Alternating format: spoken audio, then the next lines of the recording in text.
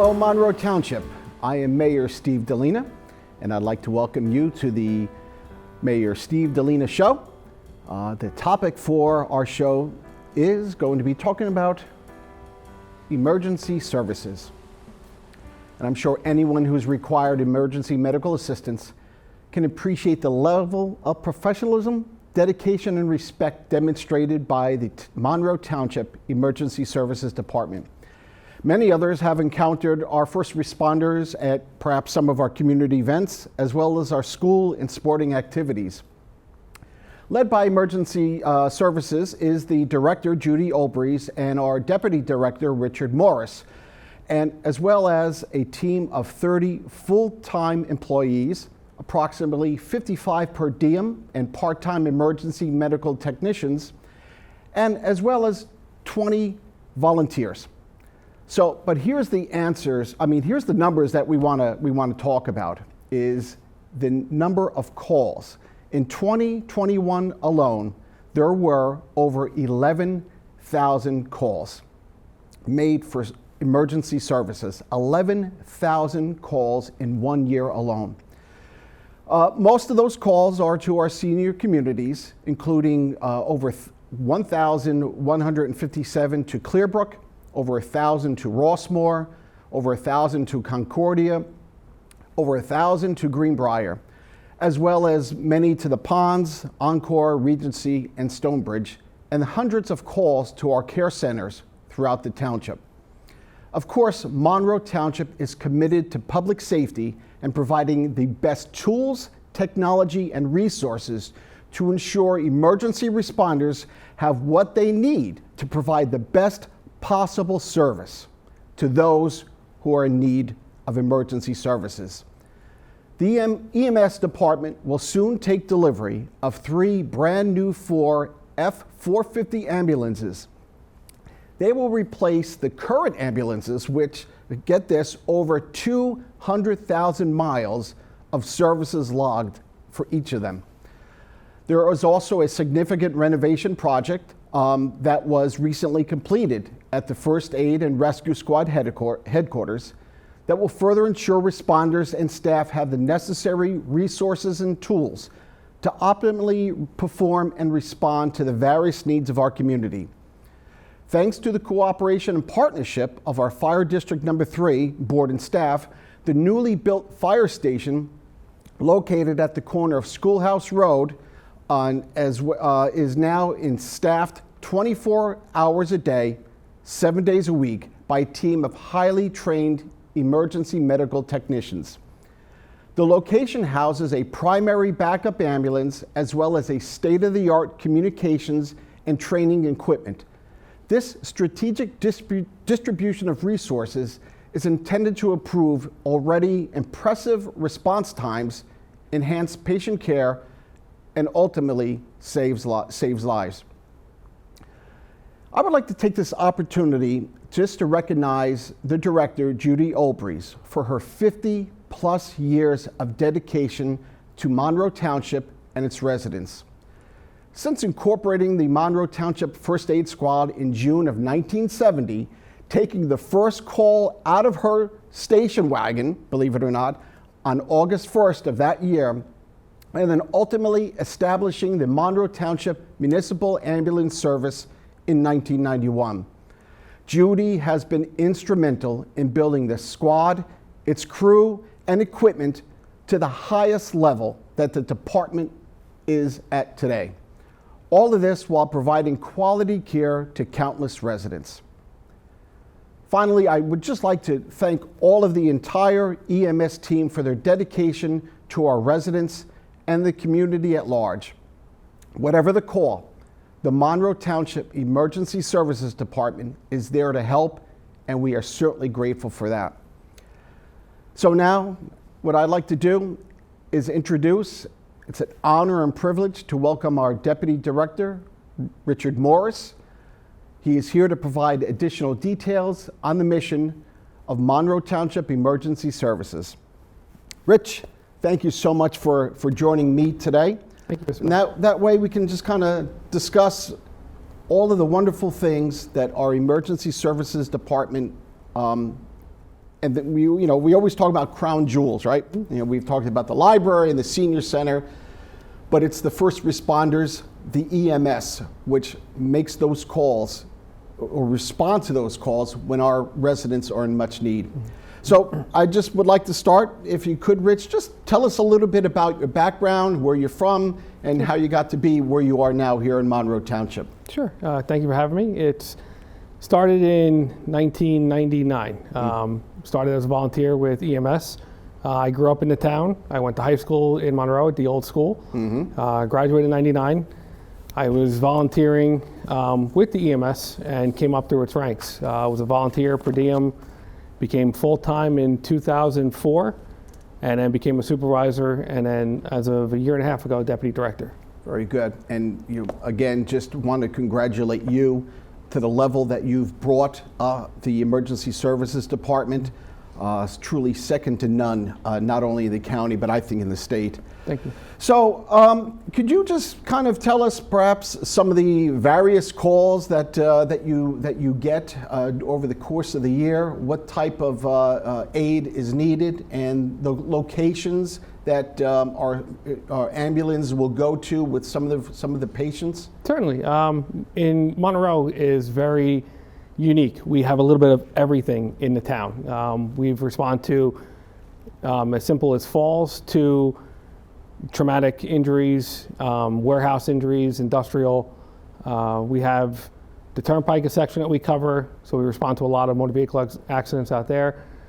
We generally use multiple hospitals. We have Robert Wood Johnson, New Brunswick, St. Peter's. We use Princeton Medical Center in Plainsboro, Old Bridge, and Center State. We do use other facilities as well, but they're further away, so we try to stay within our response area due to the amount of calls that we do have. Now, is there a typical fall, or if somebody is experiencing chest pain, is there a particular call that happens a little more often than others? Usually our top every year it's falls. With the elderly communities, there's a lot of people that need assistance. Generic falls from weakness, trips over items or hazards in the home, or just even general systems needing help getting up. There's a lot of elderly in the town that require a little bit more care and help that we're there to provide. So I know, from my time on the council now as mayor, we always want to make sure that, and what I had alluded to earlier, is always having the best equipment, the latest technology. I recall some of the equipment over the years that we have dedicated to purchase for our members to use for the community. Is there any type of equipment that you'd like to perhaps highlight? Two of the biggest has been one of our power stretchers. Takes the load off the staff members' backs. You're able to lift heavier patients and move people a lot easier than the manual stretchers. The battery power allows the stretcher to come up and down on its own, and you're just supporting the weight on the back of the truck. Well, the other equipment is the Lucas device has been imperative in resuscitation efforts for CPR victims. The Lucas device is an automated chest compression device that you put on the patient, and it performs perfect CPR and performs it safely. So in the back of an ambulance, we're not standing over the patient and have to risk falling due to stopping and accelerating through the vehicles.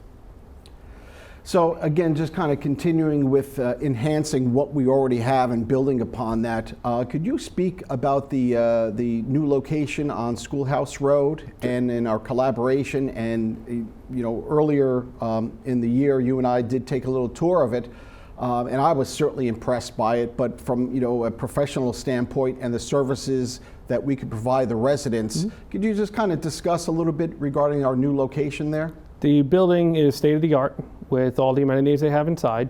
It's produced a great relationship with the fire district there, and it's enabled us to work better with them. It's more centrally located, so we took a crew out of one of our other stations and put them there to give a more central response throughout the town. That crew out of that building can back up anywhere in town at a quicker rate versus coming across town from different locations. Rich, about how many locations do we have throughout the town to place our vehicles? We currently have 5. There's the station off Monmouth Road by the Spotswood border. There's the Center Drive station over by Forest Gate Drive. Halsey Reed with the fire department over with the Station 57. We have our main EMS headquarters located behind the police department, and that current location at Schoolhouse Road.